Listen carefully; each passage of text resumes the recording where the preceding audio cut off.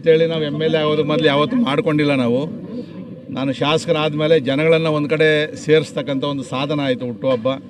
ಮತ್ತು ಹುಟ್ಟುಹಬ್ಬದ ದಿನ ಒಂದಷ್ಟು ಹೆಲ್ತ್ ಕ್ಯಾಂಪ್ಗಳು, ರಕ್ತದಾನ ಶಿಬಿರಗಳು, ಜೊತೆಯಲ್ಲಿ ನಮ್ಮ ವಿಶ್ವಾಣಿ ಫೌಂಡೇಶನ್ನಿಂದ ಟೈಲರಿಂಗ್ ಮಿಷಿನ್ಗಳನ್ನು ಕೊಡಿಸ್ತಕ್ಕಂಥದ್ದು, ಬ್ಯೂಟಿಷಿಯನ್ ಕಿಟ್ಗಳನ್ನು ಕೊಡ್ತಕ್ಕಂಥದ್ದು, ಮತ್ತು ನನ್ನ ಅನುದಾನದಲ್ಲಿ ಅಂಗವಿಕಲರಿಗೆ ಇವತ್ತು 29 ಸ್ಕೂಟ್ರ್ಗಳನ್ನು ಕೊಡ್ತಾಯಿದ್ದೀವಿ.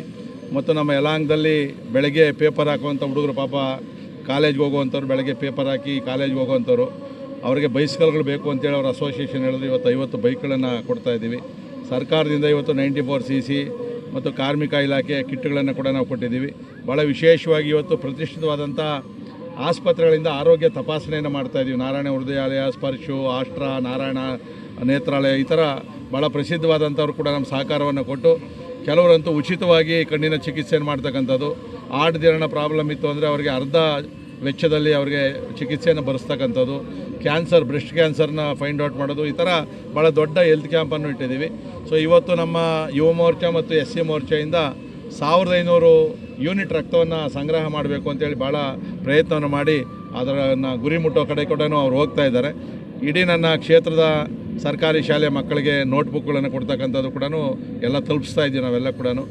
ಮತ್ತು ಒಂದು 5000 ಹಣ್ಣಿನ ಗಿಡಗಳನ್ನು ಕೂಡ ಇವತ್ತು ವಿತರಣೆಯನ್ನು ಮಾಡ್ತಾಯಿದ್ದೀವಿ. ಒಟ್ಟಾರೆ ಏನು ಅಂತಂದರೆ, ನಾವು ಬರೀ ಚುನಾವಣೆ ಸಂದರ್ಭದಲ್ಲಿ ಹೋಗುವಂಥದ್ದಲ್ಲ, ವರ್ಷಕ್ಕೊಂದು ಸರಿ ಆದರೂ ಈ ಥರ ಸೇರಿ ಸುಮಾರು ಇವತ್ತು ನಾವು 37,000 ಜನಕ್ಕೆ ಊಟದ ವ್ಯವಸ್ಥೆಯನ್ನು ಮಾಡಿದ್ದೀವಿ. ನಿಮ್ಗೊಂದು ಗೊತ್ತಿರಲಿ, ಇವತ್ತು ನಾವು ಪೇಪರಲ್ಲಿ ಆಡ್ ಕೊಟ್ಟಿರೋದಿರ್ಬೋದು, TVಗಳಲ್ಲಿ ಕೊಟ್ಟಿರೋದಿರ್ಬೋದು, ಫ್ಲೆಕ್ಸ್ ಹಾಕೋದಿರ್ಬೋದು, ಮತ್ತು ಈ ಕೆಲವು ಕಾರ್ಯಕ್ರಮಗಳನ್ನು ಸಂಪೂರ್ಣ ಜವಾಬ್ದಾರಿಯನ್ನು ನಮ್ಮ ನಾಯಕರುಗಳು, ಲೀಡರ್ಗಳು, ನನ್ನ ಹಿತೈಷಿಗಳೇ ವಹಿಸ್ಕೊಂಡು ಇವತ್ತು ಅವ್ರದ್ದೇ ಕಾರ್ಯಕ್ರಮ ಅದ್ದೂರಿಯಾಗಿ ಮಾಡ್ತಾಯಿದ್ದಾರೆ.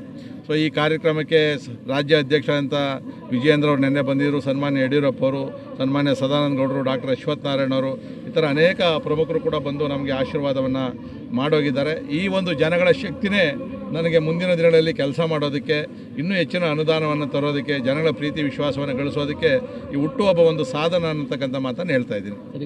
ಆತ್ಮೀಯ ಸ್ನೇಹಿತರಾಗಿರುವಂಥ ಸನ್ಮಾನ್ಯ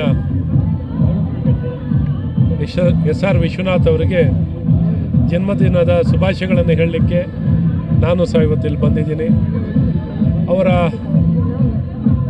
ರಾಜಕೀಯ ಕ್ಷೇತ್ರದಲ್ಲಿ ಬಹಳ ದೊಡ್ಡ ಕೊಡುಗೆಯನ್ನು ಕೊಟ್ಟಿದ್ದಾರೆ. ಸಾಮಾಜಿಕವಾಗಿಯೂ, ರಾಜಕೀಯವಾಗಿಯೂ, ಮತ್ತು ಶೈಕ್ಷಣಿಕವಾಗಿಯೂ, ಧಾರ್ಮಿಕವಾಗಿಯೂ, ಸಾಂಸ್ಕೃತಿಕವಾಗಿಯೂ ಎಲ್ಲ ರೀತಿ, ವಿಶೇಷವಾಗಿ ಯಲಹಂಕ ವಿಧಾನಸಭಾ ಕ್ಷೇತ್ರಕ್ಕೆ ಮತ್ತು ಬೆಂಗಳೂರು ಅಭಿವೃದ್ಧಿಯ BDA ಅಧ್ಯಕ್ಷರಾಗಿಯೂ ಭಾಳ ಅದ್ಭುತ ಕೆಲಸವನ್ನು ಮಾಡಿದ್ದಾರೆ.